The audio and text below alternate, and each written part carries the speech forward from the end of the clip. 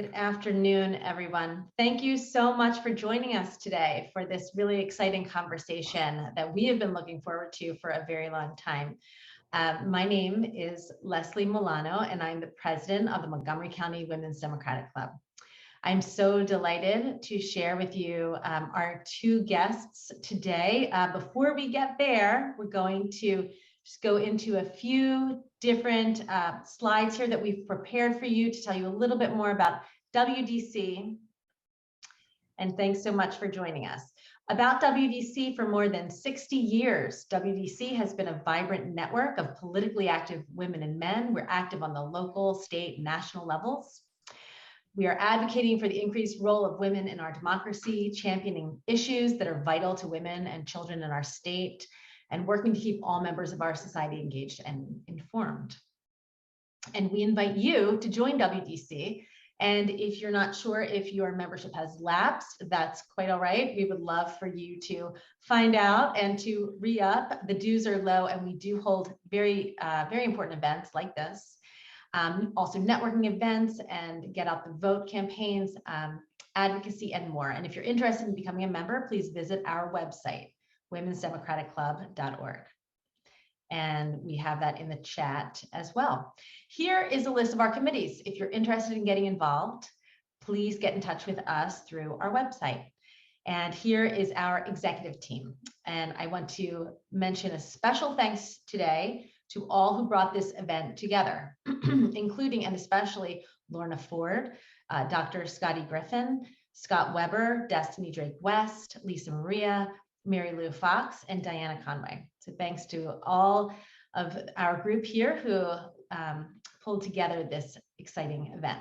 This speaker series is one way that WDC engages our community on important topics that need our attention, like CRT today.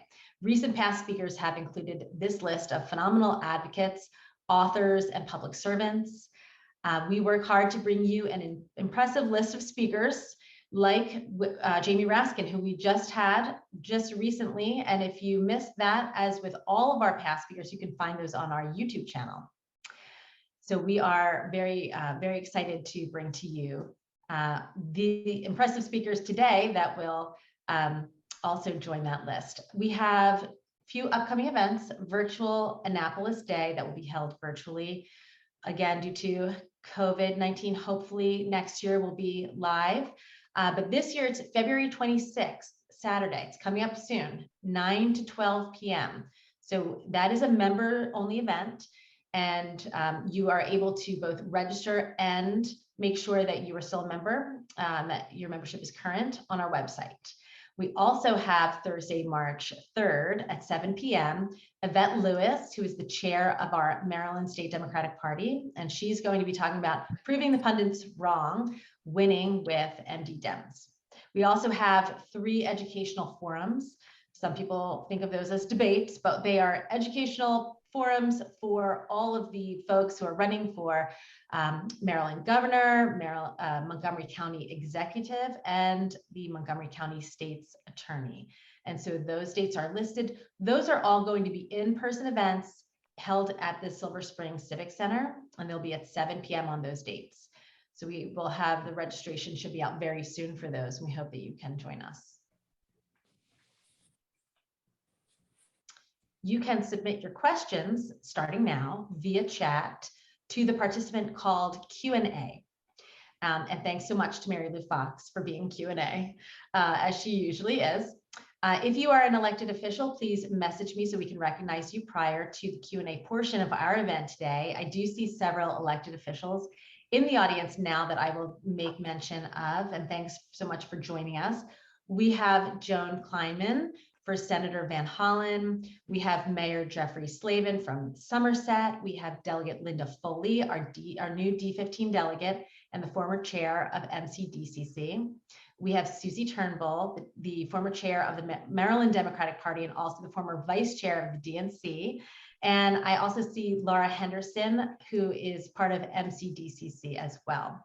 And so anyone else, if I didn't mention you, please message me and we'll make sure to do a shout out before our Q&A.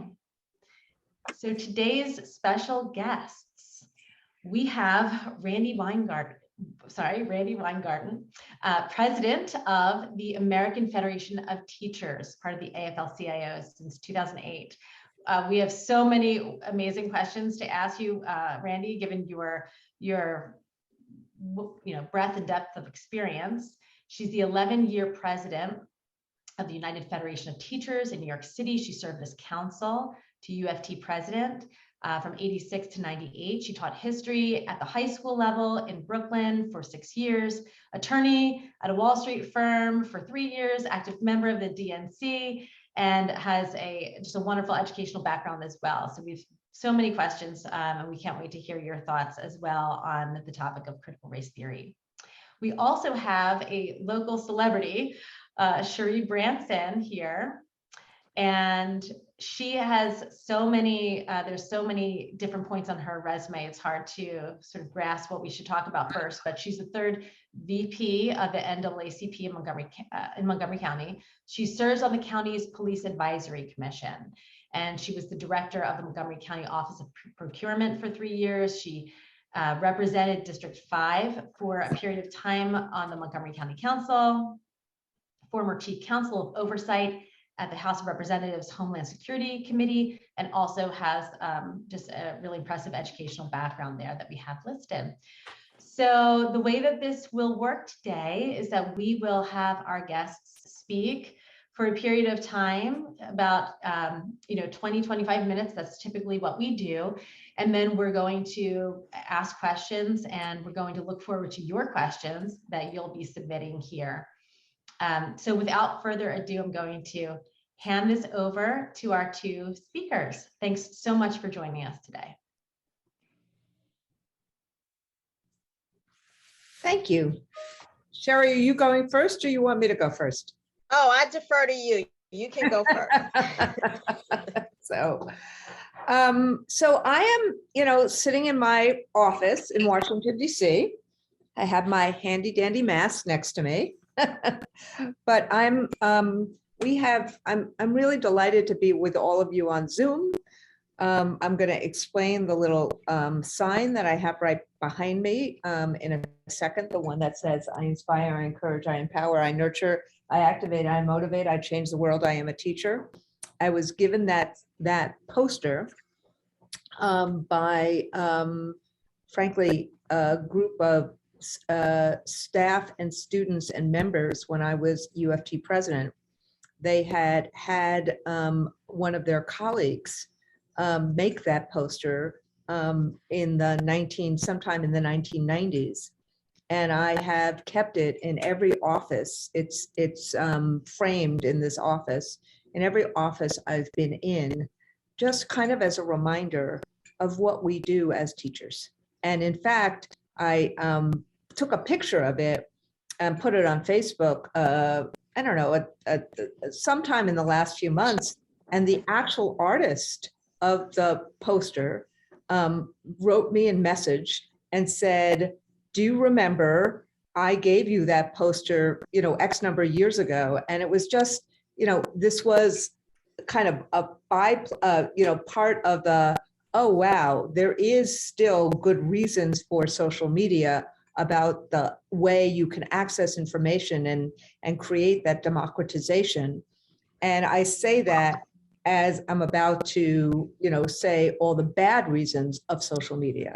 So we're in the middle of essentially a lot of churn, a lot of disruption, a lot of chaos, a lot of confusion. And it is a really, really, really dangerous time. I do believe, and I'm not going to ask you all to slit your wrists right now. I'm not going to engage in, oh my God, the sky is falling, it's really horrible. I do think that people are sick and tired of being sick and tired. I do think people are really tired of the frustration of COVID. I do think that has created an environment that enables the exploitation of this culture war, and whether you're talking about banning books or banning or stopping us as school teachers from teaching about race, racism, gender issues, struggles, and things like that. But at the end of the day, I do think that this is a moment that if we have the fortitude to do it and we meet people where they are, we can actually turn anger to aspiration. We can actually move past the fear to hope again, but we have to be really intentional about enlarging the tent and not just talking to ourselves. So what you're going to hear from me, I'm pretty angry about all of what's going on. And if you look at my Twitter feed, which you can see how I get personally bullied and harassed by pretty much the right wing each and every day for anything that I say. But all of that is about exploiting the frustration that people have, that parents have about what's going on after 2 years of COVID and the disruption that that means. So what do I think has happened in terms of CRT? I think what has happened is that that there's always this group of conservatives who have attempted to undermine public education, whether it be the resources, wherever it is. And all of a sudden, at the beginning of COVID, you had two things that happened immediately. One was that, sorry, I don't know why my phone just did this. One was that we all went remote. Now, teachers had not taught remotely, and most, at least K-12, and most teachers would have told you pre-COVID that remote was not the most efficacious way of teaching kids. But what happened was parents all of a sudden had this bird's eye view like this into how we teach, and the gratitude to teachers for continuing MacGyvering and continuing things were so intense and great that there was almost like a halcyonic way of thinking about public education as a way of, yes, we wanted to be back in person, but there was a huge gratitude to teachers and to public schools for doing all we could do to help keep parents and kids and whatever sane, and also to help continue instruction. So all of a sudden, you started hearing people like Chris Rufo, and they were really obvious about it, saying they were going to take terms that they could make toxic and try to use it as a wedge. There are tweets that I could put up from him where he openly admitted that his goal was to label any discussion of race, racism, or discrimination as CRT to make it toxic. Now, what is CRT? CRT, for those lawyers on this Zoom, you know what CRT is. You probably studied it in law school. It's a way of analyzing whether laws are systemically racist, like, housing laws that were completely discriminatory against people of color, and whether that created systemic racism. And it is a perfectly legitimate, in fact, I would argue, a rightful way of looking at how you create change by understanding what has happened in, the legal framework in the United States of America. But I'm a high school social studies teacher. We don't teach, I taught AP high school social studies. We don't teach CRT. We do teach in an age appropriate way, K through high school, the effects of racism, the struggle of America, the good and the bad. But what has happened, I believe, was that you had this complete disruption from COVID. And at the same time, or during it, you had the death of George Floyd, the murder of George Floyd.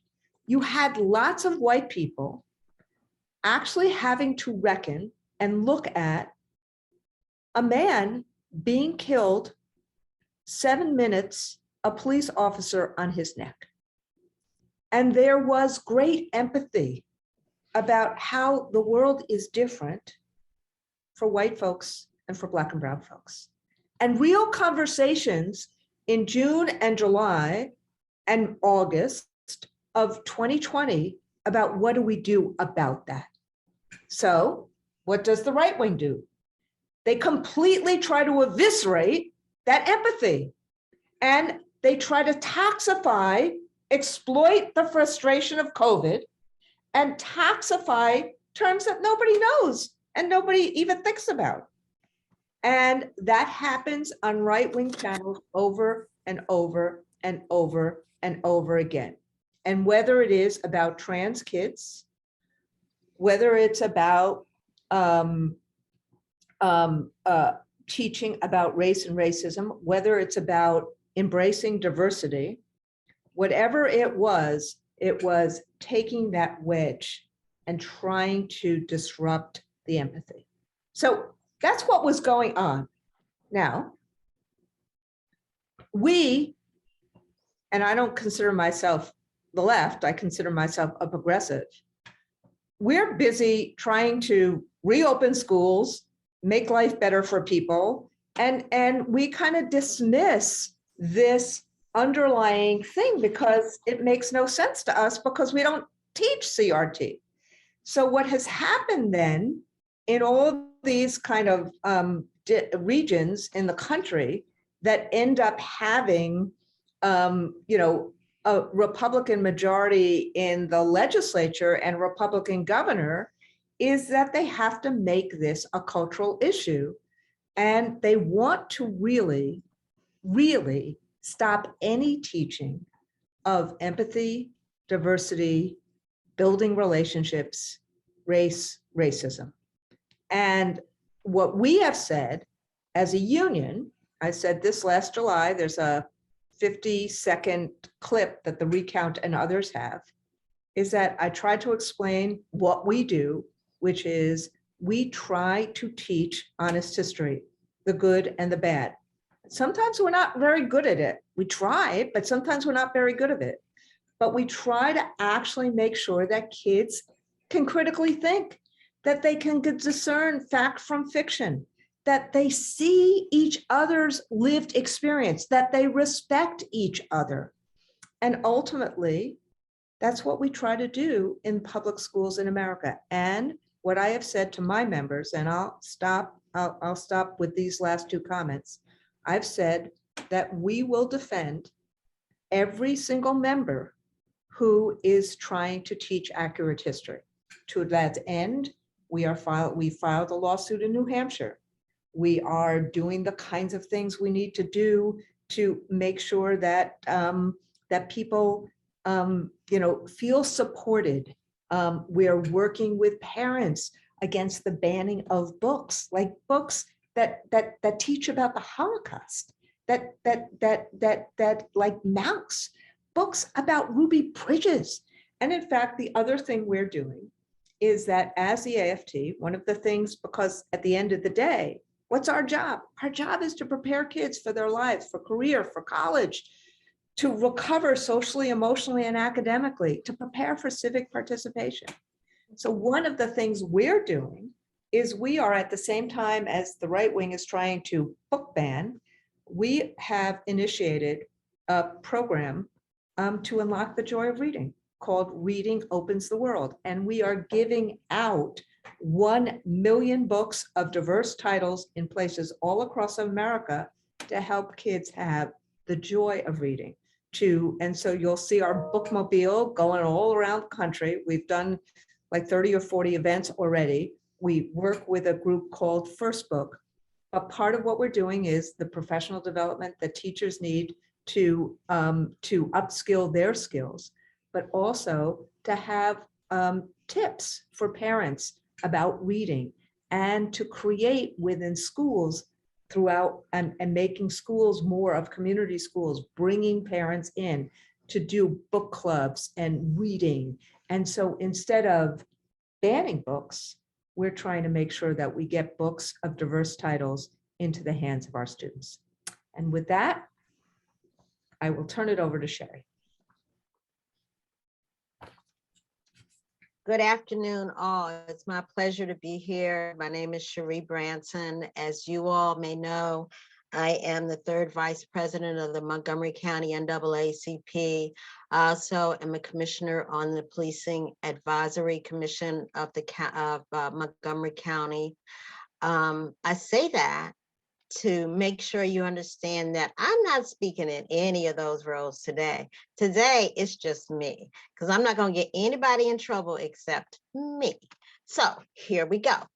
I totally agree with what Ms. Weingarten has said about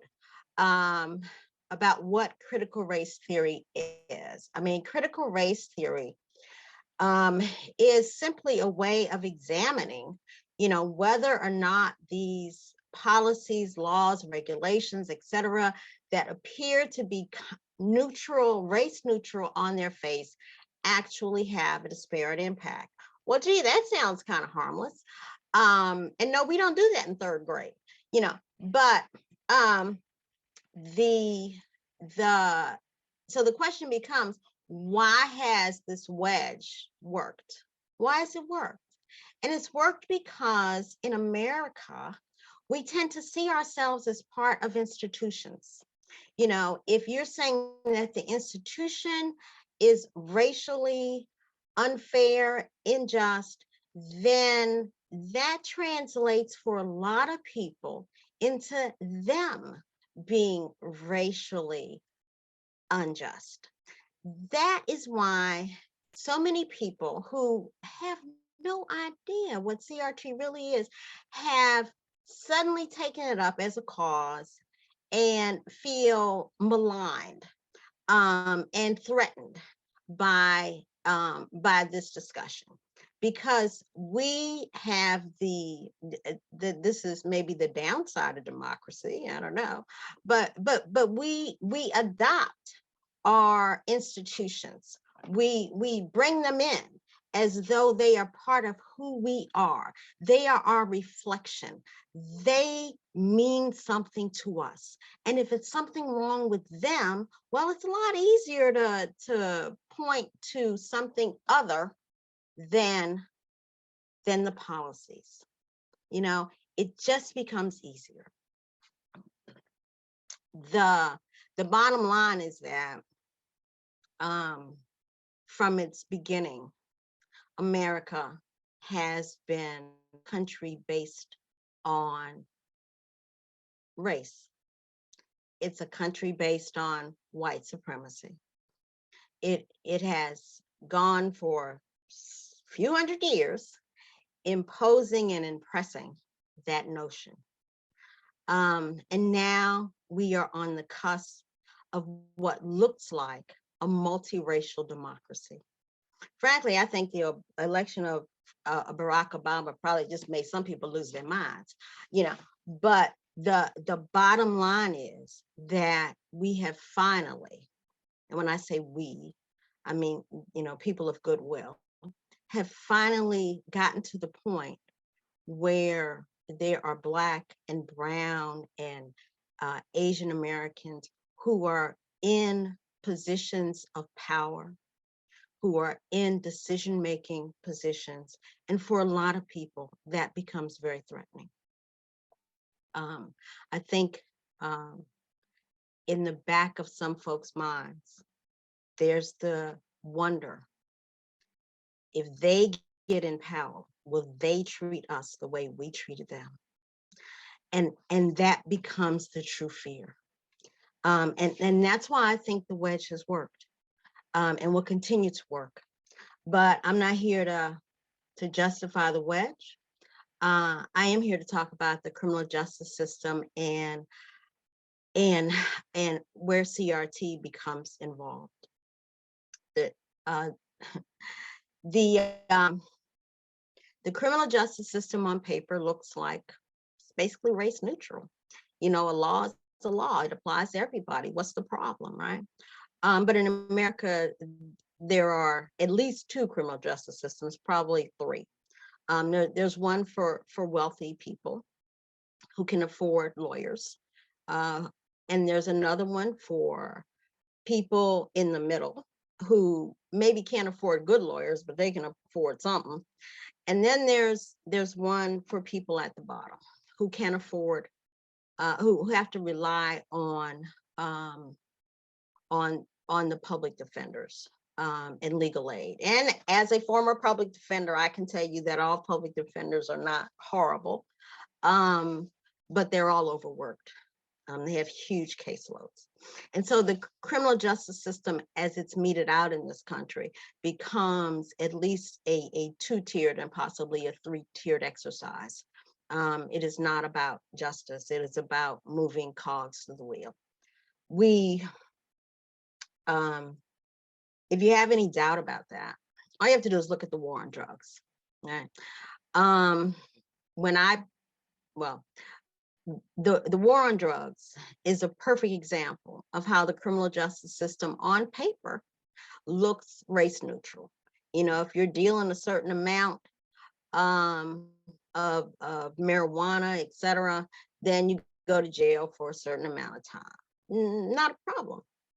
The problem is that those punishments were never meted out with an equality of discretion. Discretion, by its very definition, does not involve equality. The criminal justice system has always in this country focused on the poor, and disproportionately, and when I say focus on, I mean devoted its enforcement resources to the poor. The poor had to be policed. The middle class and upper classes, well, they could control themselves. It was the poor who had to be policed. And so the attention of how we do enforcement as focused on those areas where the poor are more likely to reside. And in America, as a result of housing discrimination, poor Black and brown people do not generally live near poor white people. And so the resources of the of the police become devoted to policing in certain Black and brown areas. And those are just the facts. Those enforcement decisions then become translated into charging decisions. You know, what crimes people get charged with, the severity of the crimes, and those charging decisions then get translated into whether or not people get bail. It is beyond dispute that if a defendant is denied bail and is in pretrial detention, that defendant, and I say he because it's usually a he, is more likely to be convicted or more likely to accept a plea deal, even if he would not have been convicted based on the evidence. Those decisions and translate into sentencing decisions, which then translate into probation and parole decisions. Once that ball gets rolling, the impact of the criminal justice system on Black and brown people has been disproportionate. I think the most recent statistics are something like 1 in 3 African American males at some point in their life will be arrested, at some point will be a part of the criminal justice system, either through arrest or incarceration or being on parole or probation. Those are horrific statistics. You can see, or I can see, I spent a lot of time on my career in Capitol Hill. I was on Capitol Hill for like 20 some years. And I can think for about 8 years, I did drug policy. I used to tell people I did drugs on Capitol Hill, but I did drug policy, illegal drug policy. And the impact of the war on drugs, about 2/3 at that time, about 2/3 of our resources that we devoted to the war on drugs was devoted to law enforcement. Only about 1/3 was devoted to education and prevention. That kind of disparity will lead to other disparities. You know, if you're more concerned about locking people up than you are about treating people who may have a drug problem, then you've already said who you are as a society. And that burden weighed far more heavily on Black and brown defendants than it did on white defendants. And all that was very true until the opioid crisis. I have often said to myself, I really wish that crack and cocaine, crack was treated the same way the opioid crisis has been, because the response to the opioid crisis has been one of great compassion and treatment. A law school professor of mine told me that you can always tell what's going to happen when there's a crime spree of whatever sort. You could predict, depending, and that prediction would depend on how it affected the white middle class. And the opioid crisis is absolutely proof of the truth of that matter. The opioid crisis affected disproportionately the white middle class. It is now morphed out, but in its inception, that's who it affected. Crack was different. It did not affect the white middle class initially. And so the sentences for crack possession were at one point 100 times longer, or excuse me, the sentences for crack possession versus powder cocaine were highly disproportionate. And it had everything to do with how one viewed who the offender was. The powder cocaine sentencing was far more lenient than crack cocaine. There is absolutely little doubt that that determination was made at the time because we felt that we, meaning the policy people, believed that crack was somehow more dangerous. Crack users were somehow more dangerous than powder cocaine users. There was absolutely no scientific basis for that. But that's how it started. And where it ended up was a war on drugs that locked up Black and brown men to an extent that it in a lot of communities basically depopulated the communities and made family formation and stability even more difficult. You can't marry somebody, or you can't expect to marry somebody who's in jail and who's got a whole lot of who's doing a lot of time. You know, that kind of harsh punishment took a toll on Black women and children and thrust them even more into poverty. There's nothing about the criminal justice system that doesn't affect families. And so I hope that we think about it that way.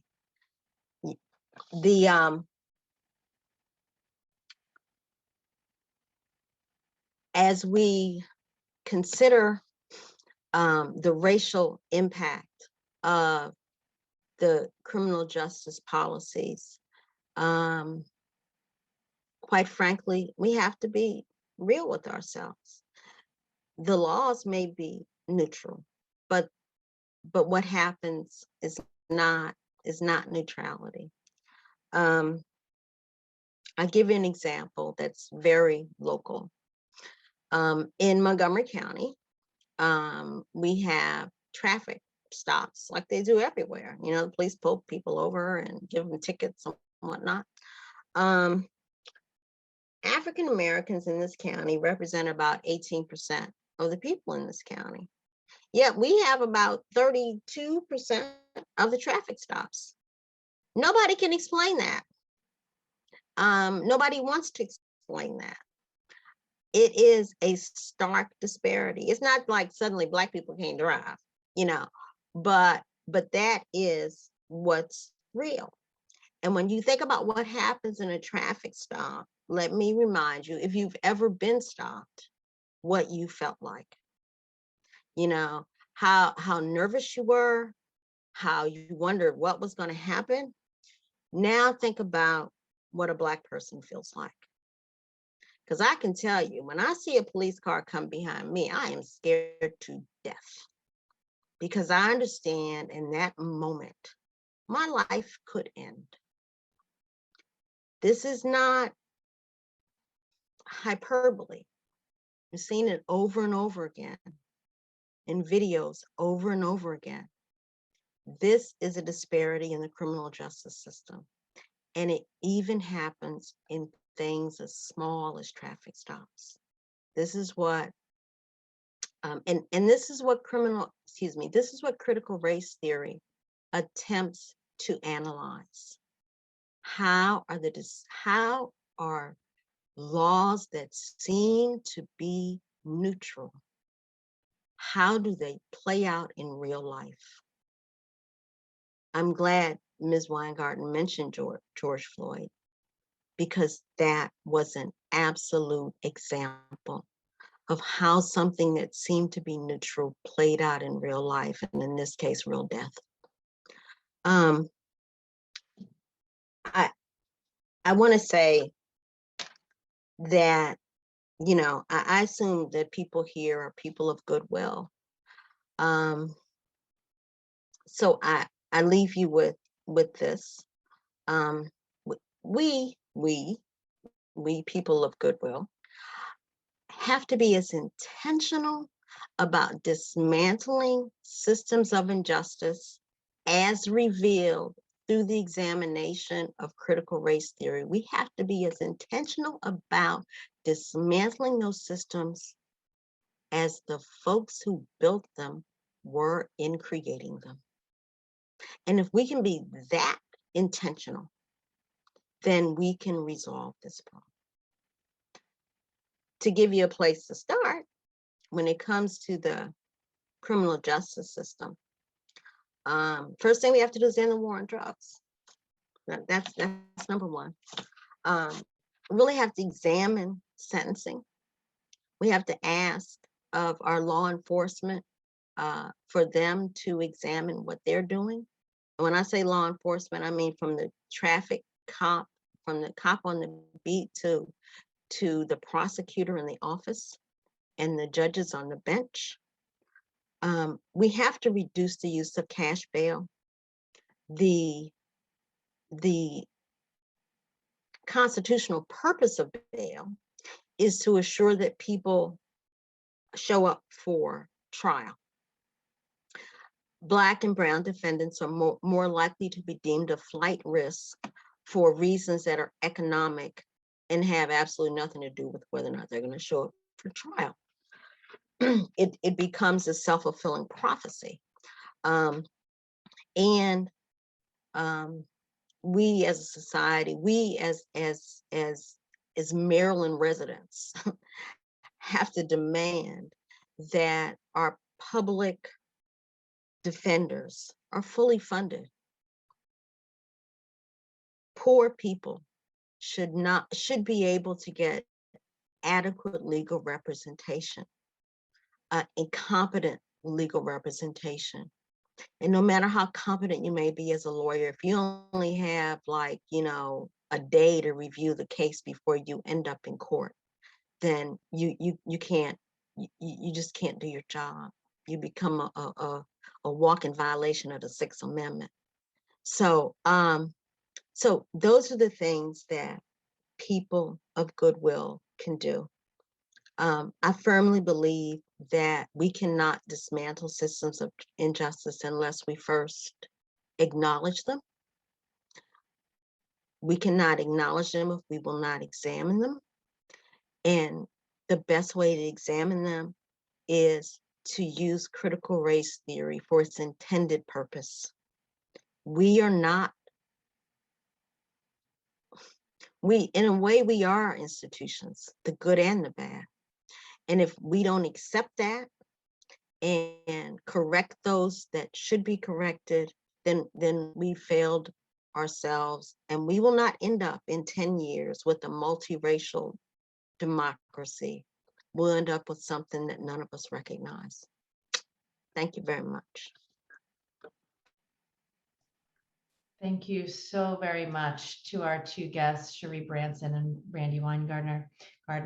I want to just say a couple of things here. I have pulled some information from some of the states that have banned critical race theory. Before I do that, I wanted to give a couple quotes. So according to Brookings, they say critical race theory states that U.S. social institutions, criminal justice, education, labor market, housing market, healthcare are laced with racism embedded in laws, regulations, rules, and procedures that lead to differential outcomes by race. I wanted to say that in the beginning, and really you all took that and fleshed that out for everyone.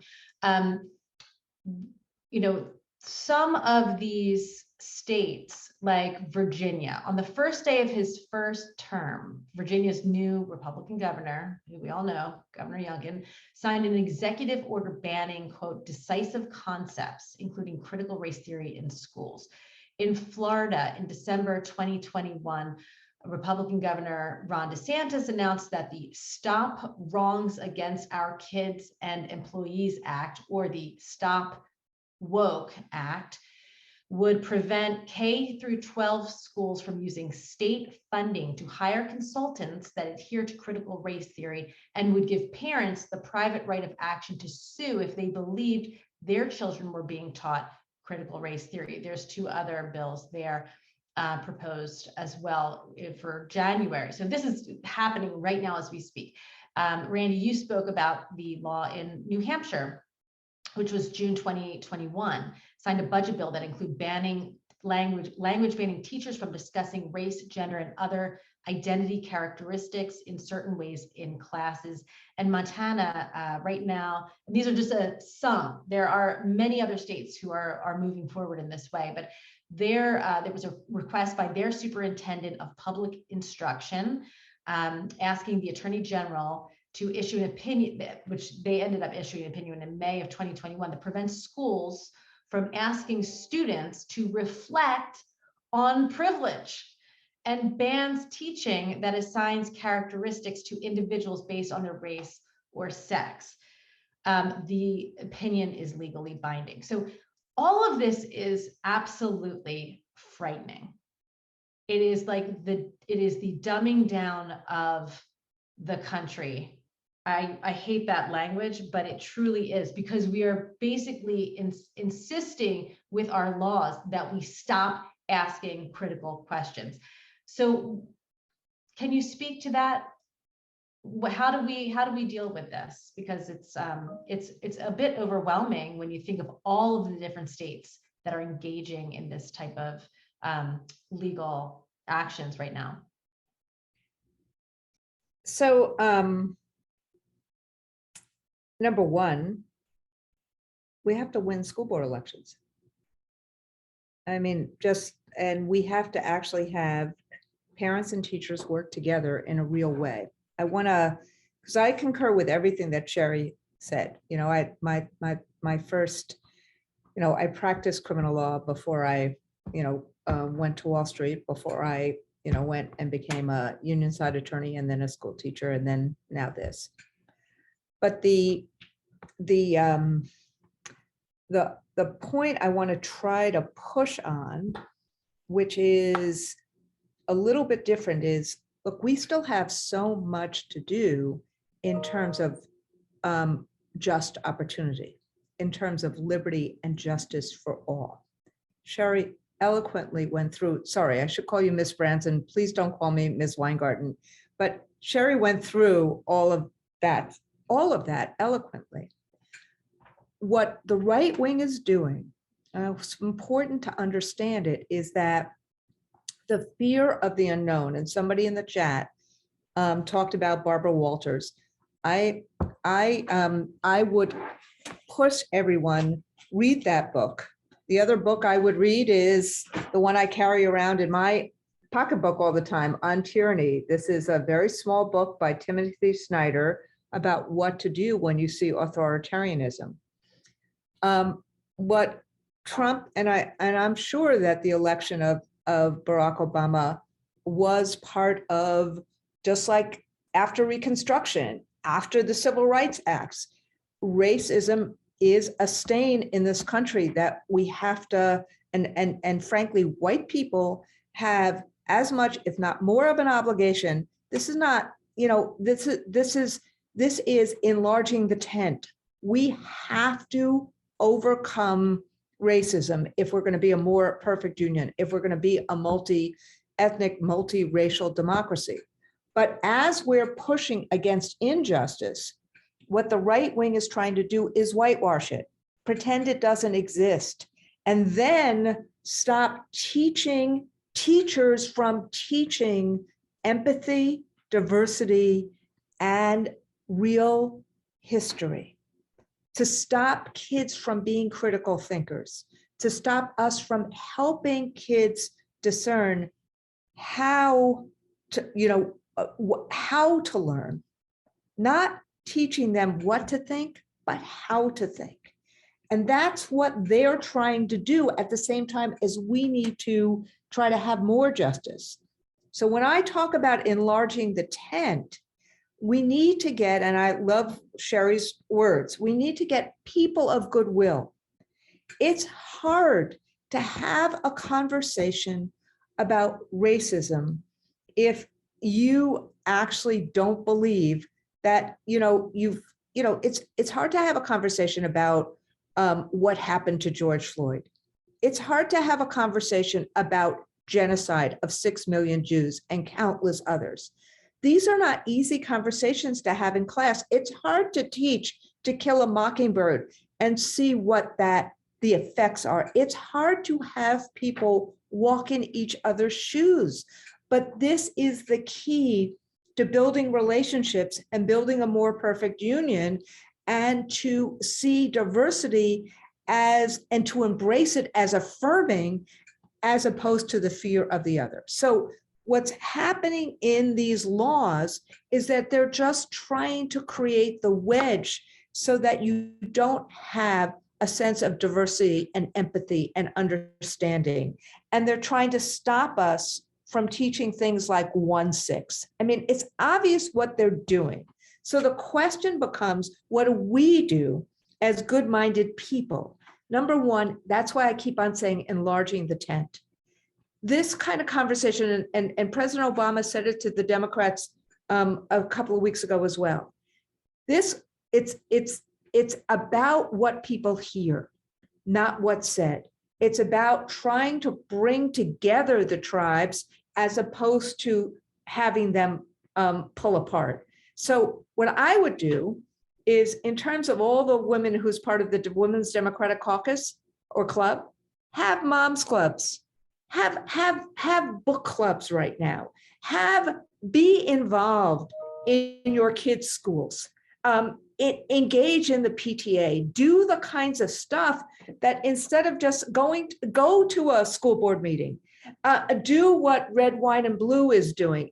Instead of just checking out and saying, oh my God, this is crazy, I can't take one more bit of stress. Do that intentional relationship building that Cherri was talking about.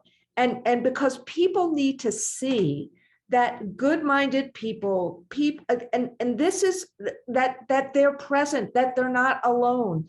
And frankly, from all our polling that we've done deep dives of polling of parents all across America. Let me throw 3 things out to you. Number one, 80% of parents in America think their teachers have been really hard at work. 78% love or like their kids' teachers. 72% believe that their schools, even with all of this, did a good job. 78% believe that schools opened basically in the right way. They believe that their kids' teachers are trying to do the best they can, trying to give kids information in a non-political way. But the moment that anybody talks about politics, everybody checks out. So let's engage in a real way, like you're doing in politics. Let's do it at the school board level. Let's have moms clubs.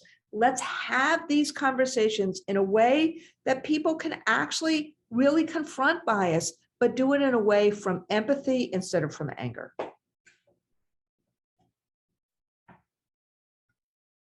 I was muted. Cherri, do you want to also comment there as well? No, I mean, I think, the only, I become a little frightened when I hear people talk about diversity, and that may sound strange, but because I remember when diversity was first used as a buzzword, it was the HR people who would talk about managing diversity, and the management of diversity had to do with how white supervisors could deal with a non-white workforce.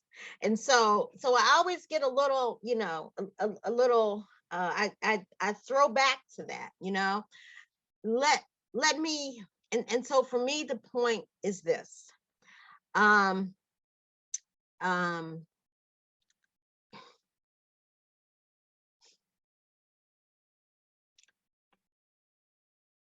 White people have to become comfortable not being in charge. I can't do that for y'all. Y'all got to do that for yourselves.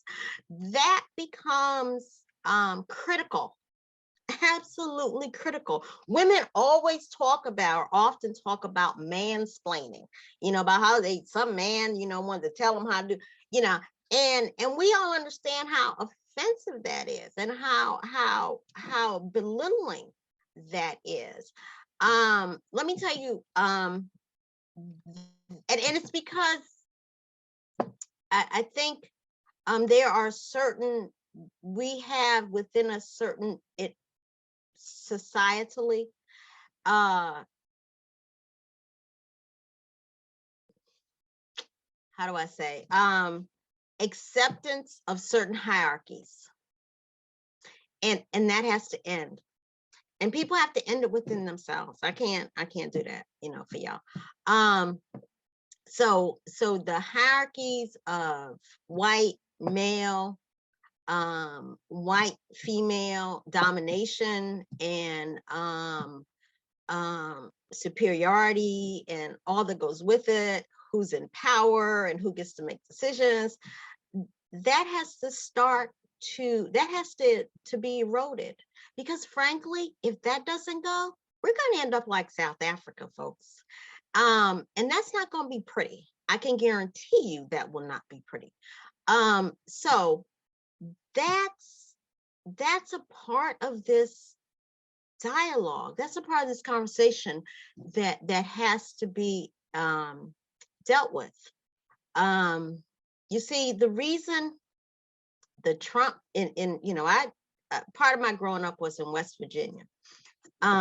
and what I learned is that there are these hierarchies, spoken and unspoken. And if those hierarchies don't change, nothing changes. You're just changing the wallpaper in the dining room, but you're not changing the room itself.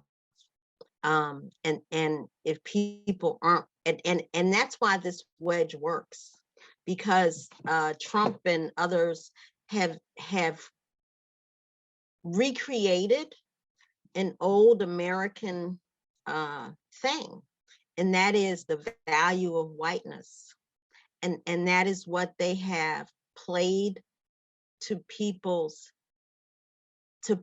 over and over again, that there must be a value to whiteness. That's what Make America Great Again was all about, restoring the value of whiteness. And that's that kind of internal belief. If that is accepted, then the wedge will be successful. And that's a conscious and an unconscious thing. So it's not just about bias externally, it's about bias internally. And what people, I suggest, if people don't work on themselves, you can't go out and work in the world, because your message will not be truth. I have one very quick question that I wanted to pose to Randi. I know we're over time, but we're just going to ask this last question here. Should parents have veto authority over what is taught in their child's classroom? I have a feeling I would know how you'll answer that, but I just wanted to pose that question. Parents should be engaged in education. Because it's going to be very hard to have, if you think about pragmatically what this looks like, most parents don't want to have veto power over what's taught in their kids' classes, but they have to be engaged, and we have to find ways that they're engaged and that they feel comfortable. One of the reasons that we push very hard for safe and welcoming environments in schools, every school should be a school that parents want their kids to go to, educators want to teach at, and kids are engaged and thriving, is so there's that kind of environment where people don't feel afraid to ask a question. But you get to a point where, take evolution. Are we not supposed to teach biology? That's part of the reason why we have to have some, curriculum work that is based upon models of standards of what's core, what's, what do we need to do? But the engagement is different than the veto over it. And I would say that in most instances, that's if we created a welcoming and safe environment, we will have these political outliers, but we're not going to have what we have right now. And you'll see modern day America, Montgomery County is going to be different than right now, some of the rural areas in West Virginia or the rural areas in Virginia. I mean, when when the issues of, so let me just stop there. The other thing I would just tell all of you is that we've just bought for all of our members something called NewsGuard. So that is a way, it's a device that assesses the 17,000 or 7,500 news sources in America and Western Europe today. That accounts for about 94% of our news, and really trying to figure out what is factual and what isn't factual. And we've made sure that every single one of our members can have this, and that will be an assistance to ensuring that our kids are only using factual materials. Now, that's something that teachers really need and want. But at the end of the day, our job is to actually help teach kids, again, how to think, not what to think. And my bet is if we could actually help kids feel live in a integrated lived experience, then we're going to deal with all the issues that Cherri brought up beforehand in terms of because the next generation actually is a whole lot more open and honest and more relationship driven than the kind of stereotypical things that our generations have been burdened by. Thank you so much. Just 1 minute of parting words, Cherri. Any other thoughts you want to share with us before we wrap? I don't know. Have I gotten in enough trouble yet? I mean, everything you say is just really, it's so powerful. So I just want to give you that last word. Yeah, there. I just want to tell a story, okay? Because when I was on the council, I used to tell stories. I think people like my stories. So here we go. So, so my grandparents passed away about last one died in like 2005, and some other relatives went to live in their house, and one thing happened after another, and so by 2018 I came into possession of the house, and I got a letter from the town. I had not been there. This is in West Virginia. I had not been there in quite some time. I got a letter from the town telling me, hey, girlie, you got some choices. We're either going to tear this house down because it's not fit for human habitation, or, you can, oh, and when we tear it down, we will sell the land to pay for tearing it down. And I was like, well, let me go up here and see how bad this looks. Maybe these people are just trying to steal my land. So, I go up there and I see how bad it looks, and I'm like, yeah, they were right. So I had to figure out how to come up with some money, to fix this house. So, I did, and asked. So, what was clear was that none of this was my fault. Everything to do with this. But I had to pay to fix it. And now, the house is lovely. I rent it out. It's not that lovely, but it's livable, and I rent it out. And that pays for, for what I had to borrow to fix it up. America's that house, people.